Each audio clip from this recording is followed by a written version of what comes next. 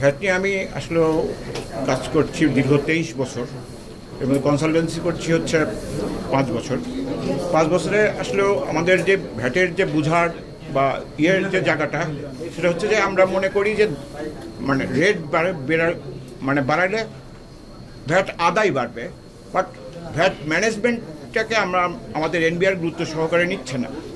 যদি গুরুত্ব সহকারে নেয় এবং যদি ধরেন বিজনেস ফ্রেন্ডলি ভ্যাট ব্যবহার উপযোগী ভ্যাট নিয়ে কাজ করে, তাহলে করদাতার সংখ্যা বাড়বে এবং দ্রব্য মূল্য হ্রাস করা সম্ভব হবে।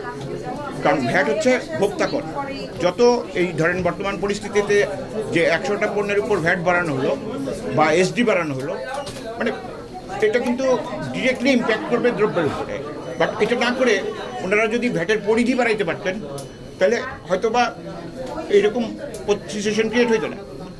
আপনি যদি ধরেন যে ভিয়েতনাম তাদের যে টোটাল যে জিডিপি তার উপর ভ্যাট আদায় করে 6.75%, আর আমাদের যে জিডিপি তার উপর আমরা ভ্যাট আদায় করি মাত্র 2.17%। অথচ ওদের ভ্যাটের হার 10%, আমাদের 15%। তো এই যে জায়গাগুলি এখানে কাজ করার জন্য অনেক জায়গা আছে। আমরা যেটা ভবিষ্যতের জন্য চিন্তা করছি সেটা হচ্ছে যে সঠিক ভ্যাট ব্যবস্থাপনায় দ্রব্য মূল্য হ্রাস করা সম্ভব এবং এদেশের ব্যবসায়ীদেরকে মানে 3টা পক্ষ, সরকার, ব্যবসায়ী এবং ভোক্তা, এবং এই ভোক্তার বিষয়টাকে ব্যবসায়ীদেরকে কীভাবে সেফলি ব্যবসা করতে দেওয়া যায় এবং সরকারের কীভাবে রাজস্ব আদায় বাড়ানো যায়, আমরা এই জায়গাটা নিয়ে কাজ করছি।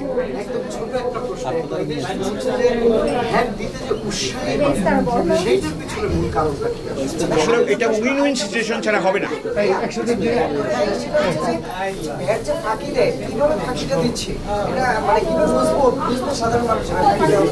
আচ্ছা, আপনি যদি ধরেন আইনে আপনি আগ্রাসনের নীতি রাখেন তাহলে কখনোই উৎসাহ সহকারে ভ্যাট কেউ দিবে না, ফাঁকি দেওয়ার চেষ্টা করবে। আপনাকে আইনে মানে আসলে বিষয়টা হচ্ছে যে ভ্যাটের যে বিষয়টা, ভ্যাট কিন্তু 8-10টা আইনের মতো না দেশে প্রচলিত। আপনি হাইকোর্টে গেলেন, সুপ্রিম কোর্টে গেলেন, একটা বিচার হয়ে গেল, নট দ্যাট। ভ্যাট হচ্ছে একটা সিস্টেম। সেই সিস্টেমকে ডেভেলপ করতে হবে যাতে উভয় পক্ষ উইন উইন পজিশনে আসে। এদেশের কোনো ব্যবসায়ী কিন্তু ভ্যাট ফাঁকি দিতে চায় না, কিন্তু যখন আপনার ভ্যাট অন ভ্যাট হয় বা